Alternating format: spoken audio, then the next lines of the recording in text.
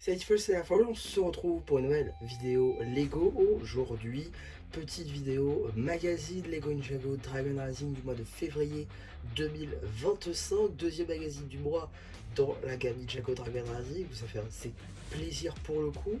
Alors vous l'entendez peut-être à ma voix, je suis malade depuis une bonne semaine maintenant. C'est assez embêtant pour rester poli. Et donc, voilà, la qualité audio va pas être si fou que ça, je m'en excuse.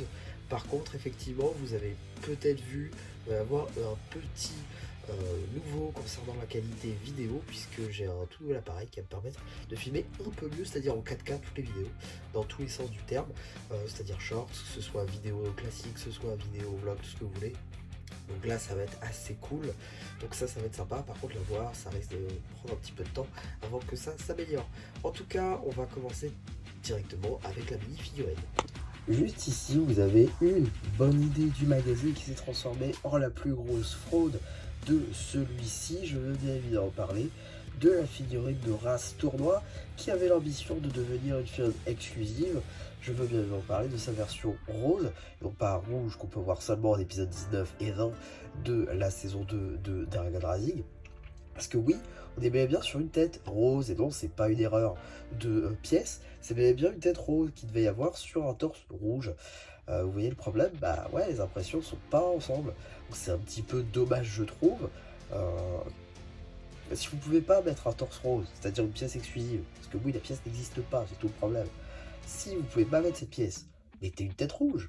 Ce sera beaucoup plus simple et ça permettra d'avoir un moyen très simple pour le coup d'avoir la pièce. Parce que c'est pas la première fois que la tête rose de race apparaît dans le magazine. C'est même la troisième fois, la quatrième même si on considère la version Ninjago Legacy. Pour ce qui va être des jambes et du torse, pour le coup, voilà, ça vient de la version tournoi classique de Lord Ras, trouvable dans la ville au tournoi, le dragon source du mouvement, le pack des toupies du Spijitsu Dragon, et encore le jet d'Arid et Ras, justement. Voilà, donc la figurine, sinon tous ces éléments sont pas très compliqués à avoir, globalement, c'est juste que tout mis ensemble, ça devient une nouveauté, parce que les couleurs vont pas ensemble. L'arrière de la figue reste néanmoins très sympathique avec ces espèces de gong à l'arrière aux couleurs du clan des loups avec le logo imprimé dessus. C'est très stylé. Des bras magnifiquement tampographiés, de même ici. Et donc voilà un petit peu l'envergure de la figurine totale. C'est assez grand puisqu'il possède au final les griffes des guerriers loups. Voilà, c'est assez gros, c'est assez imposant comme figurine de race. On n'a pas l'habitude de voir des figurines imposantes comme celle-ci. Généralement, c'est beaucoup de détails, donc des figurines très stylées pour leur race, mais jamais des gros accessoires au dos. Donc là, ça... Bon, c'est pas canon, hein, effectivement. Race n'a jamais ce genre de griffes, mais c'est quand même assez inédit. Donc c'est quand même un point à noter. Mais bon, c'est pas non plus la meilleure figurine du magazine.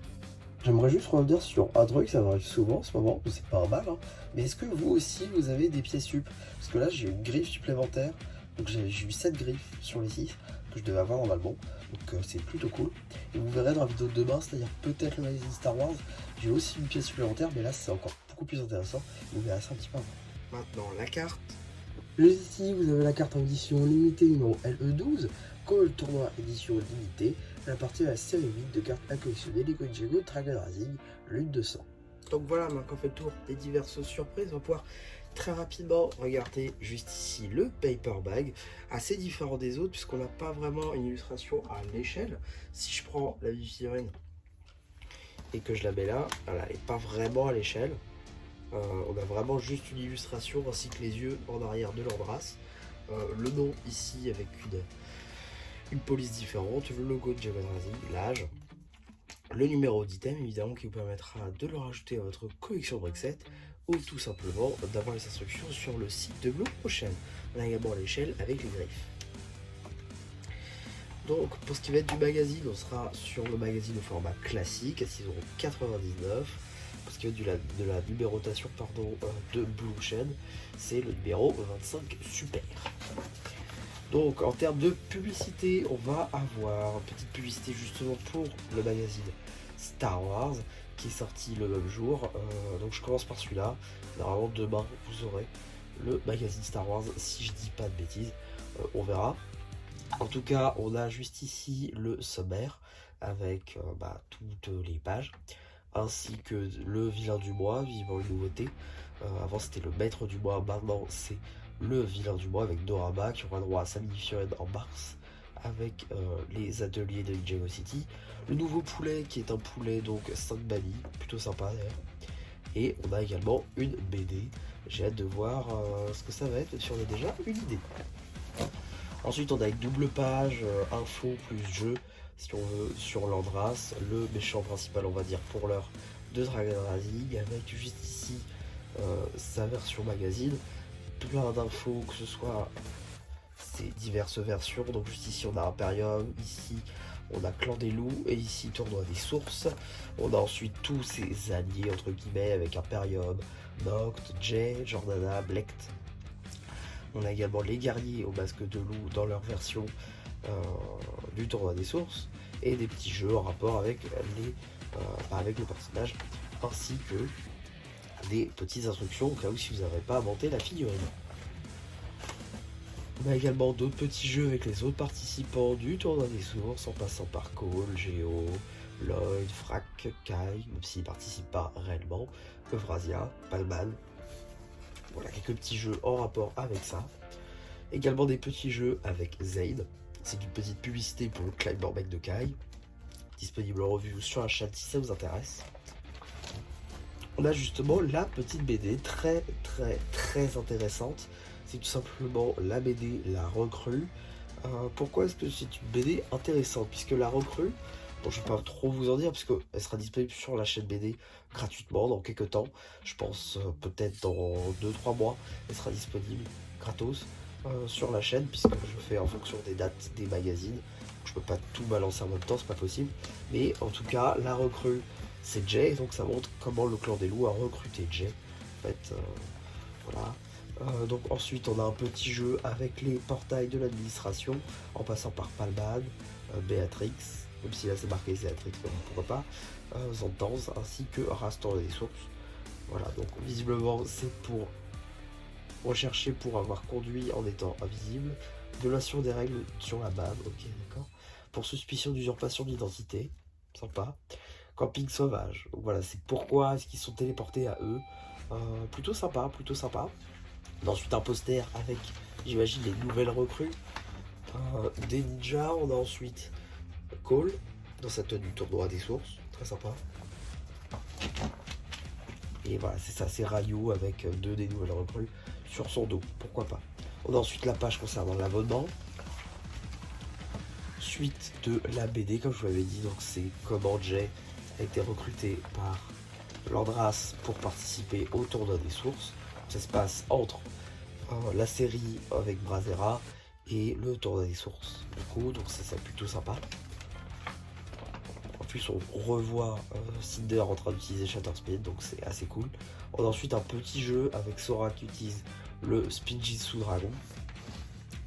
Juste ici, pareil, encore les Spinjitzu Dragon d'Arin et Ras. On a ensuite une double page sur le combat entre Lloyd et Zéatrix, plutôt cool. Ça reprend les 2 épisodes, je crois, qu'il y a dessus. Plutôt sympa. On a ensuite un petit jeu entre divers combats qui n'ont pas eu lieu, c'est-à-dire entre Kaelia, entre Zora et Cole, entre Brazera et Lloyd et entre Geo et Zayn. Pourquoi pas. On a ensuite une petite page info concernant les cartes rares de la nouvelle série 8. Donc on a les cartes Ruby ainsi que les cartes en édition ultra rare. Alors personnellement, j'ai Ras et Kai dans leur version ultra rare. Je n'ai pas encore de Ruby parce qu'elles sont assez compliquées à obtenir, mais elles sont très stylées, je trouve. En tout cas, de très belles cartes. Alors, on n'a pas les chances. Là, on n'a pas les chances, c'est dommage, ils n'ont pas laissé les chances. Sur les 7 premières séries, on avait les chances de les obtenir. Là, on les a pas, c'est un petit peu dommage. En tout cas, il y a 22 cartes ultra rares. Je sais pas combien de cartes Ruby par contre. Mais voilà. Alors, c'est pas tout, puisqu'en termes de publicité, on va avoir petite publicité donc pour les cartes justement de la série 7 avec d'autres cartes Ruby ici, des cartes plus communes juste là, avec le nouveau seuil de rareté, c'est-à-dire commun, peu commun, rare et ultra rare. Voilà, ils ont changé un petit peu ça, c'est un petit peu dommage je trouve. Mais c'est pas les seules publicités qu'on a, puisqu'on a également juste ici une petite publicité pour le prochain magazine Ninjago Legacy, avec donc Justice Zayn contre le garde du temple. Un magazine assez cool puisque le garde du temple est une figurine exclusive à la ville au tournoi, avec une carte évidemment de Jay légendaire. Voilà, c'est plutôt cool. Donc pour revenir sur la figurine, par contre, la figurine est exclusive, un set à 250 euros, donc c'est plutôt sympa. Et Zayn, lui, un set à 30 euros, le tout dans une boîte collector. Voilà, c'est plutôt très sympa. Mais bon, il faut quand même 9 euros à lâcher dedans. Ça arrive le 5 mars, j'ai assez hâte. Et donc, qu'est-ce qu'on a dans le prochain magazine Lego Ninjago Dragon Rising? Et bien, ce sera Jay Maléfique. Je pense que c'est une figurine qui était assez demandée à mon sens, hein, ça paraîtrait logique. Jay Maléfique, on attendait son retour. C'est un set donc évidemment où il est disponible, c'est-à-dire l'arrêt du tournoi des sources.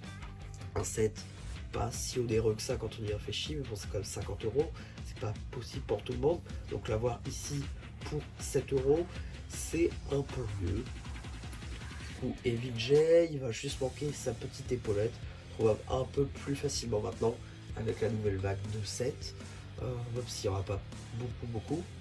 Donc voilà, quand même ça permet d'avoir le gros de la figurine pour pas trop cher, donc c'est quand même assez sympa. Donc voilà un petit peu ce que je pouvais dire sur ce magazine, j'espère en tout cas que vous, ça vous aura plu. Surtout n'hésitez pas à me donner votre ressenti sur ce magazine, pourquoi pas le prochain également, ce que vous pensez de la surprise. N'hésitez pas aussi à me dire si la qualité vidéo était un petit peu mieux. Encore désolé pour la voix, clairement je peux pas forcer trop, parce que j'ai quand même envie de garder un minimum ma voix. En tout cas voilà un petit peu pour cette vidéo, j'espère que ça vous aura plu. Surtout n'hésitez pas à me le dire en commentaire, n'hésitez pas aussi à liker la vidéo, à vous abonner. Et voilà, bah du coup, si je ne reprends plus, qui vous dit bye bye.